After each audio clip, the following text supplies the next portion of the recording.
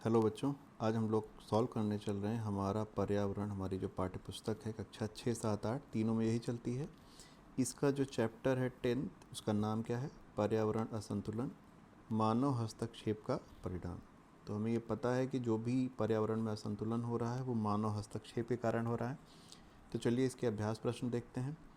सबसे पहले इसमें क्या है, पर्यावरणीय असंतुलन के दुष्परिणाम लिखें। तो पर्यावरण जो असंतुलन हो रहा है उसके क्या दुष्परिणाम हैं, हमें ये आंसर देना है।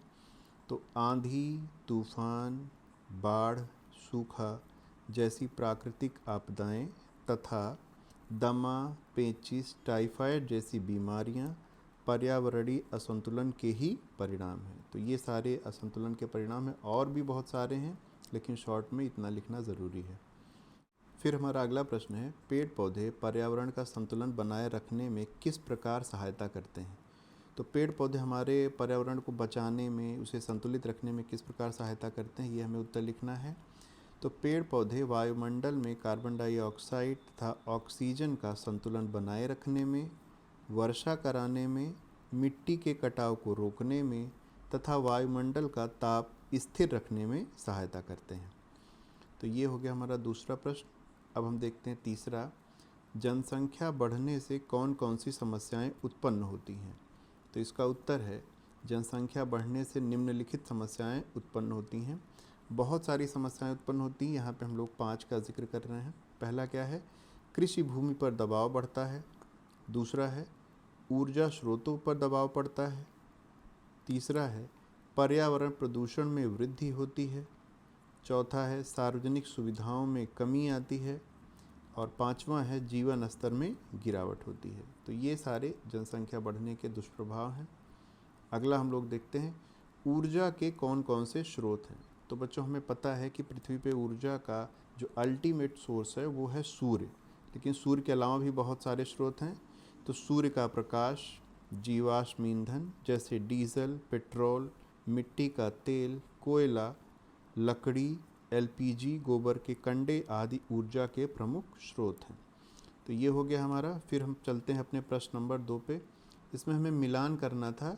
मैंने इसमें जो मिलान करने के बाद उत्तर आया है सीधे उसी को लिखा है। तो वृक्षारोपण करने से क्या होता है? वृक्षारोपण करने से पर्यावरण संतुलन बना रहता है। दूसरा है, जनसंख्या वृद्धि। जब भी जनसंख्या वृद्धि होगी तो लोगों के रहने के लिए स्थान, वास में कमी होती है। तीसरा है, छोटा परिवार। तो एक स्लोगन है ये, छोटा परिवार सुखी परिवार। अगला है वायु प्रदूषण। तो वायु प्रदूषण से क्या होता है? श्वसन संबंधी बीमारियां हो जाती हैं।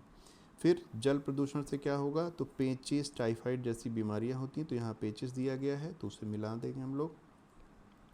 फिर अगला प्रश्न है, इसमें हम लोग प्रश्नों के उत्तर के रूप में 3 विकल्प दिए गए हैं, सही विकल्प को चुनना है।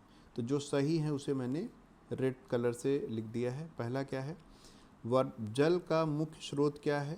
तो जल का मुख्य स्रोत है वर्षा। तो पृथ्वी पे जल का मुख्य स्रोत है वर्षा। फिर है, प्रदूषित जल के पीने से रोग होता है। तो प्रदूषित जल के पीने से हैजा रोग हो जाता है। फिर तीसरा है, समुद्र से प्राप्त होता है। तो हमें पता है समुद्र से हमें आयोडीन और नमक प्राप्त होता है। तो यहाँ पे आयोडीन दिया गया है तो हम लोग आयोडीन टिक मार देंगे।